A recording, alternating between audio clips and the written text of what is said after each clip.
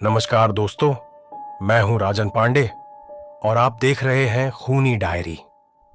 रात के 3:07 हुए थे। होटल की घड़ी अपने आप बज उठी और तभी गलियारे में गूंजी एक बच्ची की हंसी, जबकि उस होटल में कोई बच्ची थी ही नहीं। क्या आपने होटल ले मनोवार का नाम सुना है? ये वो जगह है जहां 100 साल पहले एक मासूम बच्ची गायब हुई थी और आज भी उसकी हंसी दीवारों में गूंजती है। फ्रांस के डिजॉन शहर के पास पहाड़ियों के बीच बना है एक पुराना होटल। नाम है ले मनोर। दिन में यह होटल किसी परी कथा जैसा लगता है, लेकिन रात में इसके कमरा नंबर 17 से निकलती है ऐसी आवाजें जिन्हें सुनकर कई लोग यहां से भाग चुके हैं। साल 1903 यहां रहने आया एक अमीर फ्रेंच परिवार, मां, पिता और उनकी छोटी बेटी अमेली। अमेली मासूम थी, हमेशा मुस्कुराती रहती थी। वो हर सुबह होटल की सीढ़ियों पर बैठकर गुड़ियों से बातें करती थी, जैसे वो सच में जिंदा हो। होटल का हर स्टाफ उसे बहुत प्यार करता था। लेकिन एक रात भारी तूफान आया, बिजली चली गई, खिड़कियां जोर जोर से टकराने लगी और पूरा होटल अंधेरे में डूब गया। सुबह जब सूरज निकला, अमेली कहीं नहीं थी। कमरा खुला था, खिड़की टूटी हुई थी और जमीन पर पड़ा था उसकी प्यारी गुड़िया का सिर। परिवार पागलों की तरह उसे ढूंढता रहा।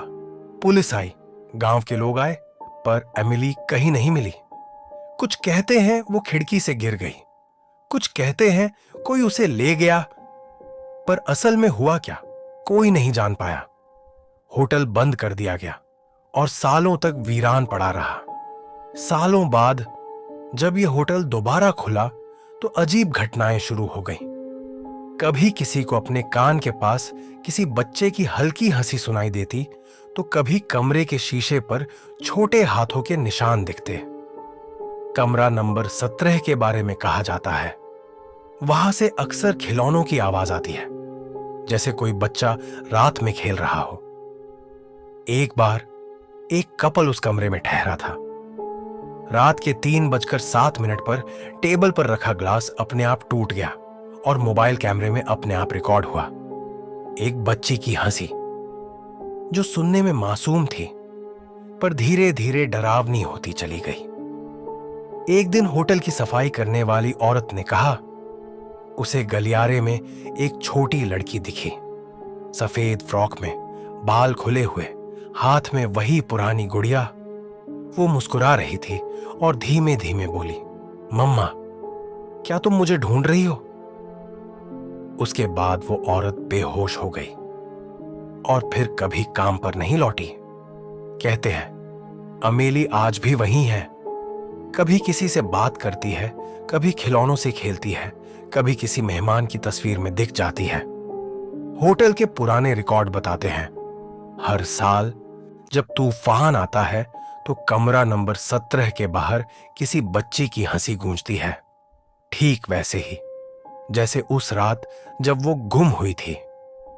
तो अगर कभी तुम फ्रांस जाओ और कोई पुराना खूबसूरत होटल दिखे जहां दरवाजे के पास पुरानी घड़ी हो और रिसेप्शन पर लिखा हो ले मैनोर, तो वहां मत ठहरना, क्योंकि वहां कोई है जो अब भी अपने खिलौनों के साथ खेल रही है और हर मेहमान से पूछती है, क्या तुम मेरी मम्मा हो?